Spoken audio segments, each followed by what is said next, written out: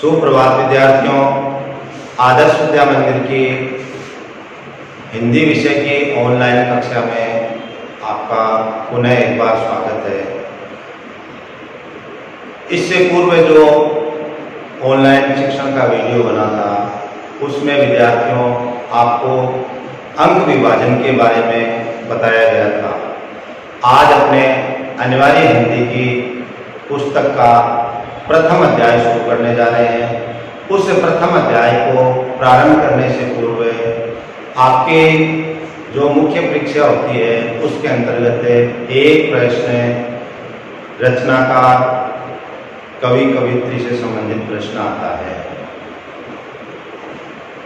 अध्याय शुरू करने से पूर्व उस अध्याय के रचनाकारों का जीवन परिचय पर आज हम चर्चा करेंगे। विद्यार्थियों, आपके काव्यखंड पद्य भाग का दूसरा नाम काव्यखंड भी होता है, आपको जानकारी नहीं है। उसका प्रथम अध्याय जिसका नाम है संतवाणी, और इसी अध्याय के अंतर्गत विद्यार्थियों आपके 3 कवियों की रचनाएं हैं वो पाठ्यक्रम में संकलित की गई है। कबीरदास जी, तुलसीदास जी और कृपाराम जी। आज विद्यार्थियों सर्वप्रथम कबीर जी के बारे में जीवन परिचय पर बातचीत होगी अपनी। विद्यार्थियों, कबीर जी का जन्म सन 1398 ईस्वी के में काशी नामक स्थान पर हुआ था। ऐसा बताते हैं कि कबीर जी के जन्म के पश्चात लोक लाज से बचने के लिए इनके माता पिता ने इन्हें एक छबड़े में डाल करके, जिसको आप डलिया कह सकते हैं, और नदी के अंदर मरने के लिए छोड़ दिया। वह डलिया बहती बहती ऐसा कहते हैं कि बहुत दूर चली गई। उसी स्थान पर संयोग से नीरू और नीमा नामक दंपति प्रातःकालीन जल भरने के लिए आए थे। तब उन्होंने उस तैरते हुए डलिया को देखा और उस नन्हे से बालक के रोने की आवाज़ सुनी, जो कालांतर में बड़े होकर के कबीर के नाम से प्रसिद्ध हुए। नीरू और नीमा दंपति ने उस बालक को अपने घर ला करके और उसका पालन पोषण किया। समय बीतता गया और निरंतर कबीर जी युवा हुए। युवा होने के पश्चात में ऐसा बताते हैं कि ये कभी भी विद्यालय अध्ययन के लिए नहीं गए। विद्यालय अध्ययन के लिए नहीं गए विद्यार्थियों, परंतु इनकी बुद्धि इतनी प्रगाढ़ और परिपक्व थी कि अनपढ़ होते हुए भी इन्होंने इतना हिंदी साहित्य को अपनी रचनाओं से समृद्ध किया, जो आज प्राथमिक शिक्षा से लेकर के महाविद्यालय और विश्वविद्यालय शिक्षा तक उनकी रचनाओं को सहजता सरलता के साथ में पढ़ा जाता है। इतना ही नहीं, अर्थात पाठ्यक्रम में शामिल इनकी रचनाएं नहीं, इनकी जो रचनाएं हैं वो जीवन के व्यवहारिक चिंतन को, व्यवहारिक कार्य को, आध्यात्मिक चिंतन को बढ़ावा देने के साथ साथ ईश्वरीय तत्व को भी विदित करवाती है। अर्थात मोक्ष मार्ग की तरफ भी इनकी रचनाएं हैं वो हमें ले जाती है।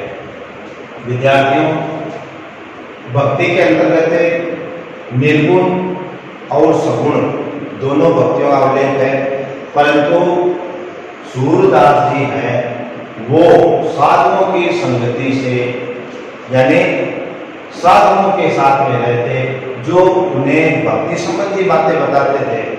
सामान्य साधुओं से नहीं, जो ईश्वर से साक्षात्कार करवाए, जीवन निर्माण की शिक्षा दे, यानी चहुमुखी विकास करने वाले साधु संतों के संपर्क में रहते हुए अपने आध्यात्मिक चिंतन को बहुत ही परिपक्व बनाया।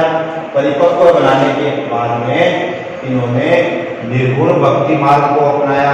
निर्गुण भक्ति वह भक्ति विद्यार्थियों जिसके अंतर्गत ईश्वर का कोई आकार प्रकार यानी स्वरूप को स्वीकारा नहीं जाता है, यानी ईश्वर एक ही है परंतु वह निराकार है जिसका कोई आकार नहीं है। और इस निर्गुण भक्ति के बल से इन्होंने आत्मज्ञान प्राप्त किया और उसके बाद के अंतर्गत इनके शिष्यों ने बीजक नामक संकलन के अंतर्गत इनकी रचनाओं को संकलित किया। इसके पश्चात में पाठ्यक्रम में आपको इनकी 3 रचनाएं पढ़ने को मिलेगी, साखी, सबद, ब्रह्मणी। ये इनकी 3 प्रसिद्ध रचनाएं हैं। इसके पश्चात में इन्होंने समाज सुधार के लिए ऐसा बताते हैं कि जिन परिस्थितियों में कबीर जी का जन्म हुआ उस समय समाज की जो स्थिति है वह बहुत ही चिंतनीय और सोचनीय थी। समाज के अंतर्गत अनेक बुराइयां हैं वो जड़ें जमा चुकी थी। तब कबीर जी को संत तो बन गए थे वो साधुओं की संगति के कारण, परंतु समाज सुधार का कार्य भी इन्होंने किया। समाज सुधार कार्य के अंतर्गत इन्होंने समाज के अंदर छुआछूत और ऊंच नीच इन्होंने गहरी जड़ें जमा दी थी, अर्थात अमीर गरीब, स्वर्ण और उच्च जाति निम्न जाति, उच्च जाति के लोग निम्न जाति को भय दृष्टि से देखते थे। इसके साथ साथ ही उस समय धार्मिक आडंबर विभिन्न प्रकार के बहुत ही चल रहे थे। इस पर भी इन्होंने अपने लेखनी चलाई। उन्होंने कहा कि यह जो दिखावा है इसकी अपेक्षा आप श्रेष्ठ कर्म करें तो ज्यादा अच्छा होगा। तत्कालीन समाज के अंतर्गत बहुदेववाद यानी अनेक देवी देवताओं का पूजा अर्चना की व्यवस्था थी, उसको भी उन्होंने खंडन किया और उन्होंने कहा कि अनेक देवी देवताओं को मानने की अपेक्षा आप एक ही ब्रह्म को स्वीकार करें, वही इस चराचर जगत का पालन करता है, वही सृष्टि का रक्षक है। सगुण भक्ति के बारे में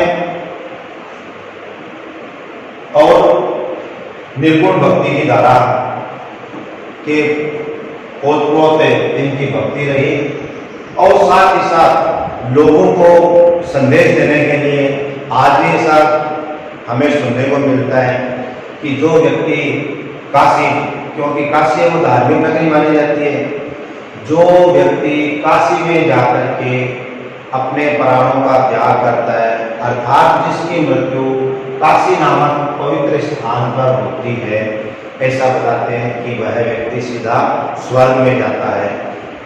कबीरदास जी ने लोगों की इस किंवदंती का खंडन किया और उनको संदेश देने के लिए वे अपने मृत्यु के समय मगहर नामक स्थान पर चले गए थे और वहीं पर इन्होंने अपना शरीर त्यागा था। लोगों को संदेश दिया कि देखिए मुझे भी काशी नामक स्थान पर प्राणों का त्याग नहीं करना है। मगहर नामक स्थान है, वह काशी की तरह पवित्र नहीं है, परंतु मैं वहां पर भी अपने प्राणों का त्याग कर दूंगा तो भी मुझे मेरे कर्मों के अनुसार है वो फल मिलेगा। कर्म फल पर उन्होंने बहुत बल दिया। संक्षेप के अंदर आप परीक्षा में विद्यार्थियों जैसे ये मैंने तीर के निशान लगा करके आपको समझाया है, किस तरीके से आपको परीक्षा के अंतर्गत नहीं लिखना है। आपको विद्यार्थियों इन बिंदुओं का उपयोग करते हुए एक अध्याय की रचना करते हुए अपने प्रश्न के उत्तर को पूर्णता प्रदान करनी है। जैसे पहली पंक्ति हो जाएगी आपकी कबीरदास जी का जन्म सन 1398 में काशी नामक स्थान पर हुआ। पूर्ण विराम लगा देंगे आप। नीरू और दीमा नामक दंपति ने इनका पालन पोषण किया था। आप क्रमांक बिना डाले हुए कवि से लिखेंगे तो एक पर अधिक प्रभाव होगा। आज का विद्यार्थियों आपका गृह कार्य है वह है कबीर का जीवन परिचय,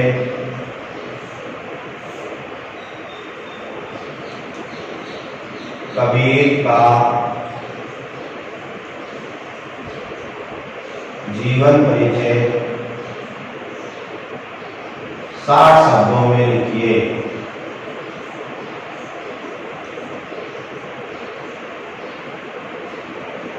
आपका गृह कार्य है विद्यार्थियों, कबीर का जीवन परिचय 60 शब्दों में लिखिए।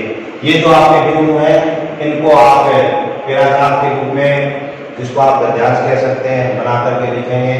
पुनः मैं मेरी वाणी को समाप्त करने से पहले विद्यार्थियों आपको बताना चाहूँगा, हिंदी भाषा की लिपि देवनागरी लिपि है।